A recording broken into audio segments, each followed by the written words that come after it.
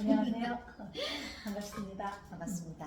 제가 얼마 전에 사실 저희 친구의 어머니께서 이렇게 갑작스럽게 치매 증상을 보이셔서 이제 친구가 어머님을 요양병원에 이렇게 보냈는데 너무 우시는 거예요. 어머니도 친구가? 우시고, 친구도 울고, 어머니도 우시고, 그래서 이제 되게 궁금했어요. 대체 왜 제 친구가 우는 거는 저는 사실 이해가 되거든요. 약간 불효자 같기도 하고 좀 죄송한 마음도 있고. 근데 왜 어머니는 왜 우시지? 제 입장에서 보면요, 응. 어머니가 우시는 게 당연한 거예요. 아 진짜? 어머니가 우시는 게 응. 당연한 거예요. 아, 저는 친구가 막 운다고 그러니까 응. 그거는 어머니보다 좀 강도가 좀 약하게 받아들여지죠.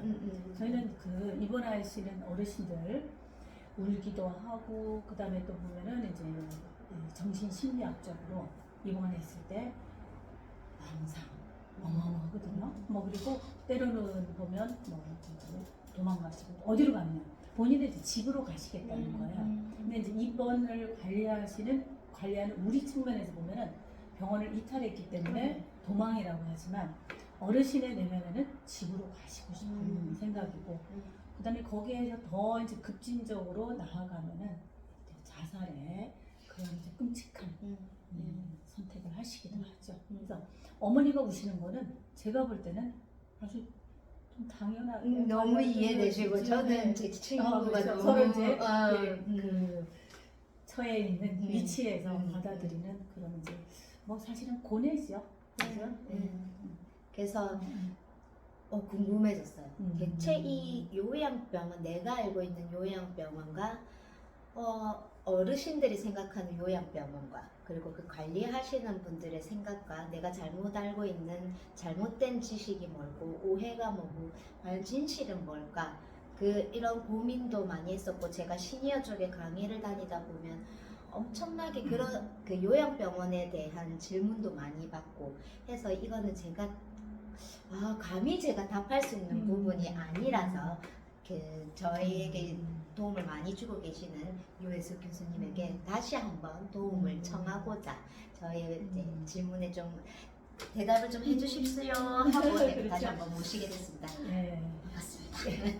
그래서 가장 요양병원, 그다음에 요양원 이런 이제 시설에 대한 이제 오해가 어르신 본인도 있으시고요.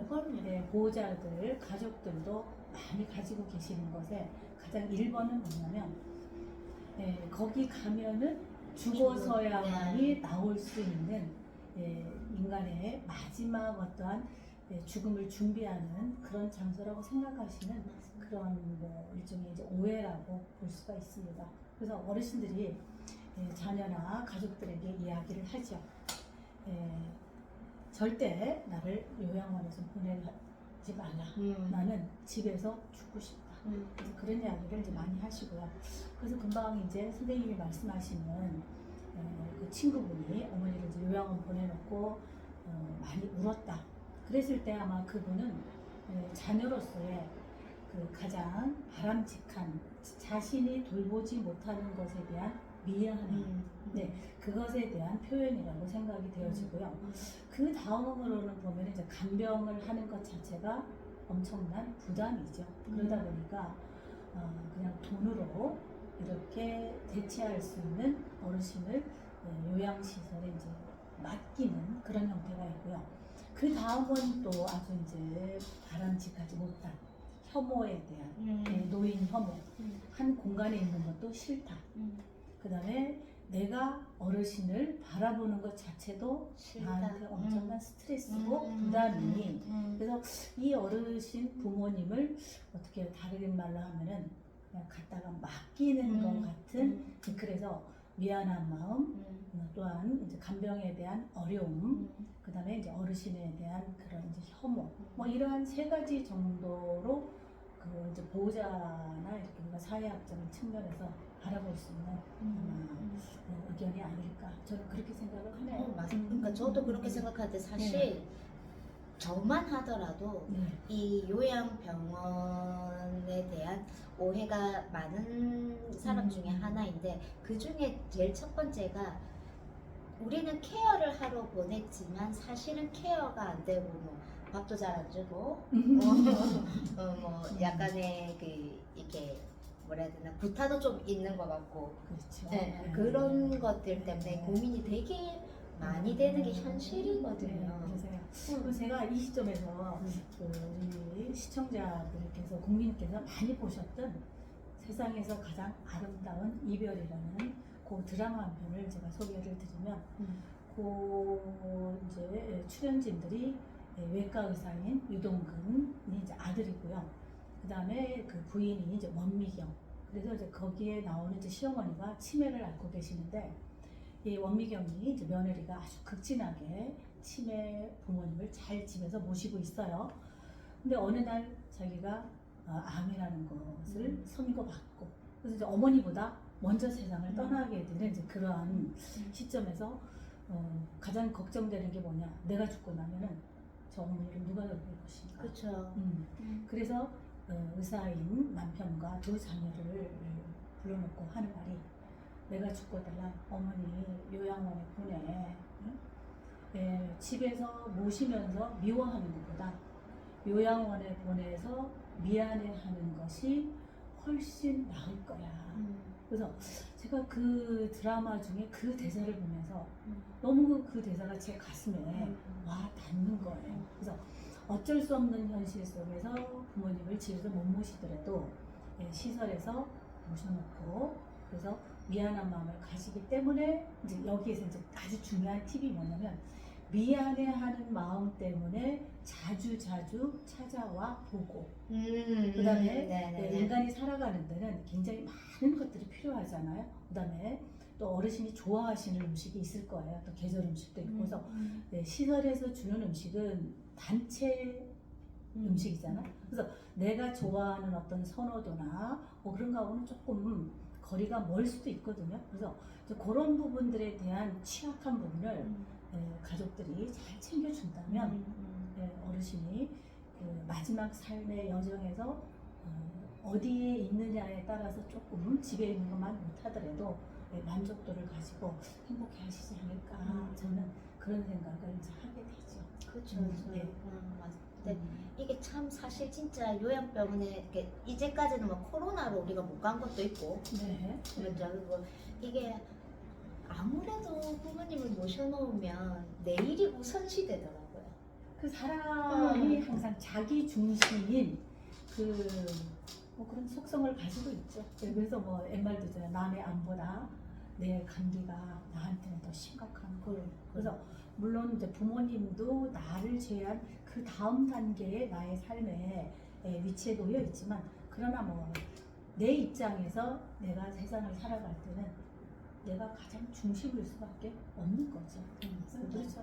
그런 거를 무시하고도 어쨌든 우리는 요양병원에 필요에 의해서 보내기는 하는데 사실 아까도 말씀드렸지만 정말 요양병원에 대해서 오해라든가 이제 소위 말하는 카드라 통신이 정말 많거든요. 정말 카드라 통신이 정말 우리들의 삶에 지대한 영향을 미쳐요. 그러니까요. 네, 카드라가 신뢰도가 떨어지고 그다음에 카드라 이후에 여러 가지의 부작용이 있음에도 불구하고 카드라에 매료되는 것이 우리들의 삶이에요. 그러니까요. 네, 어쩔 수 없는 한계라고 또 볼 수밖에 없죠. 그래서 이제 전문가인 우리 교수님을 모시고 요양병원의 카드라에 대해서 좀 낱낱이 한번 진실만을 한번 쳐보자 하는 모임에서 오늘부터 시작을 해서 여러 가지 이제 시리즈로 저희 함께 해 주셨으면 좋을 것 같고요. 아마 오늘은 저희가 사실은 간단한 마음으로 요양병원에 대해서 이제 이런 오해들이나 것들을 풀어갈 거다라고 오프닝으로 말씀을 드렸는데 다음번에는 우리 교수님께서 말씀하신 요양원과 요양병원의 차이. 네, 정말 많은 사람들이 요양원과 요양병원이 어떠한 차이가 있는지를 정말 모르세요. 몰라요. 정말 몰라요. 네네네. 그래서 이제 다음 주에는 그런 부분들을 좀 세밀하게 지금도 간단하게 말씀드리면 요양원은 우리가 노인장기 요양보장제도에서 치매나 중풍이나 뭐 파킨슨 이런 노인 질환으로 그다음에 일상생활이 6개월 이상 안 되는 대상자들에게 이제 등급이라는 것을 저희들이 나눠주죠. 네. 제공을 하게 되죠. 그 등급을 받은 자가 이런 요양원이라고 하는 복지시설에 입원을 할 수가 있고요. 요양병원은 의료보험증이 있는 우리나라의 국민들이 이제 노인성 질환이 있을 때 입원을 할 수 있는, 그래서 두 개의 차이가 확연하게 다름에도 불구하고 어르신들이나 보호자들은 요양병원에도 등급이 있어야만 입원하신 줄 아는 거예요. 네, 맞아요. 또 그다음에 요양원에도 아무나 가도 네네. 되는지를 또 이렇게 오해하는, 맞아. 이 두 개가 우리나라의 그 의료 제도 안에서 현격하게 다른 양상을 띠에도 불구하고 뭐 엄청나게 혼돈하세요. 네, 혼돈하죠. 그래서 이제 여기서 이제 중요한 팁이, 요양원은 이제 등급을 받았기 때문에 간병비가 지원이 되고요. 요양병원은 등급하고 무관하다 보니까 간병비 지원이 안 되니까 보호자들이나 가족들이 경제적인 부담이 요양원보다 훨씬 크죠. 뭐 그래도 또 요양병원이라는 곳의 또 이제 혜택은 의료가 의사나 간호사나 뭐 이런 이제 의료진들이 항상 상주하기 때문에 어떤 질병 이런 부분들은 더 빠른 대처가 요양원보다는 빠르게 더 적절하게 또 질 높은 그런 의료 서비스를 받을 수 있다는 그런 이점은 이제 있죠. 그렇죠. 그러나 이제 복지시설이라고 하는 요양원은 말 그대로 이제 요양 서비스를 중심으로 하는, 그래서 두 개가 이제 확실히 좀 다른 그런 이제 양상을 띠고 있지만, 또 이렇게 저희들 유튜브를 통해서 이제 많은 국민들에게 알려주기 위해서 네. 그런 이제 인지를 잘 하시면 도움이 되겠고요. 그다음에 또 제가 또 하나 또 말씀드리고 싶은 거는, 이제 지금 아까 선생님 말씀하셨듯이 부모님을 병원에 모셔놓으면 식사는 잘 제공하는지, 그다음에 어떠한 이제 우리가 흔히 개념상으로 볼 때 학대를 하고 있지 않나, 그런 부분들도 이제 중점적으로 이제 해보려고 생각을 하는데요. 저는 그래서 보호자들하고 이렇게 불만 사례 이런 상담을 할 때 그런 말씀을 드려요. 어느 며느리가 매 끼마다 메뉴를 바꾸어서 세 끼의 밥을 해드릴 수 있을까요? 그건 정말 이거 그죠? 며느리가 아니라 내 딸도 마찬가지입니다. 그건 정말 아내들 일이에요. 입장에서도 마찬가지고요. 그래서 그러한 부분이 또 이번에 보셨을 때 강점이 있죠. 그다음에 하루에 5번, 6번 이렇게 기저귀를 바꾸어주는, 그다음에 목욕에 대한 서비스, 그래서 이제 자녀들만큼 가족만큼 그 만족도나 행복감은 떨어질 수 있겠죠. 그렇지만 그러한 서비스를 제공할 수 있는 전문 손길은 정말 국가가 만들어 놓은 이러한 노인장 요양보장제도, 그다음에 이러한 그 시설들, 또는 간병인 요양보호사의 역할은 엄청나게 고마워해야 되는 일이 아닐까. 그거는 맞습니다. 네, 저는 그렇게 생각을 하죠. 그래서 뭐 십수년간 제가 병원에서 있었던 그러한 경험상으로 봤을 때 정말 내가 엄마한테, 친정엄마한테 해드릴 수 있는 그러한 이상의 서비스를 이런 시설에서 하고 있다. 그런 말씀도 당연히 드릴 수 있고요. 또 하나, 학대라는 것이 뭐 형태가 신체적이고 정신적이고 여러 가지 이제 형태가 있지만, 가장 학대가 빈번히 일어나는 곳은 집이에요. 집. 되게 네. 쇼킹한 얘기네요. 네, 사실 그런데 무섭고. 그 집에서 일어나는 학대가 사회적으로, 외부적으로 노출이 안 되어 있을 뿐이죠. 네, 또 그리고 우리나라는 아주 강한 가족주의를 가지고 있잖아요. 그래서 부모님 입장에서 사실 내 자녀가 내가 느낄 때 그런 이제 신체적인 구타가 있다든지 정서 언어적으로 나를 섭섭하게 하는 부분이 있더라도 그것을 바깥으로 노출하지 않는 강한 가족주의에 그렇죠. 오히려 숨기시겠죠. 내 자녀가 나를 학대한다는 것을 사회적으로 알려서 뭐가 도움이 되겠어? 내가 그냥 입을 다물고 내가 죽으면 그만이지 하는 그 절대적인 그런 사랑의 표현이 아닌가 그런 생각을 하고요. 그래서 이러한 부분들을 저희가 아주 짧은 시간에 자유롭게 이야기해서 많은 사람들이 이제 노인이 이제 늘어가는 이런 고령 사회에서 어떻게 대처를 해야 될 것인가에 대한 부분들을 다시 한번 인식을 하게 되고요. 제가 또 여기서 그 많은 강의 중에서도 말씀드리는 것 중에 하나가 지금 우리의 입장은 어르신을 도와주는 입장에서 바라보는 시각이지만 그쵸. 네. 네. 이것이 시간이 지나면 그 대상자가 누가 될까요? 우리가 되는 거죠. 결국에는 그쵸. 네. 아 그러네요. 그러네요. 네, 네. 우리가 되기 때문에 지금은 도움의 손길이지만 어느 시간에는 도움을 받아야 되는 그런 이제 손길에 대한 고마움. 그래서 노인 인구가 이렇게 이제 초고령 사회가 얼마 남지 않았어요. 지금 23년인데요. 26년이라고 예상하고 있지만 25년 정도 되면은 우리나라의 고령 65세 인구가 20%를 넘어가는 정말 심각한 사회에 네, 맞습니다. 이제 문제점으로 이제 시사가 되고 있고요. 그래서 지금 이제 오늘 이제 선생님하고 나누었던 이제 세 가지의 그 아이템이 하나는 왜 요양병원에 대해서 이렇게 입원하는 것 자체에 대해서 본인도 그다음에 가족들도 두려워할까. 네, 그다음에 두 번째는 요양원과 요양병원이라고 하는 이 시설에 있어서 이제 현격한 차이. 그다음에 이제 세 번째는 뭐 이렇게 노인 학대에 대한 부분들을 조금 들여다보면서 네. 정말 얼마 전에 있었던 학문 기저귀, 그래서 정말 끔찍하지 않아요?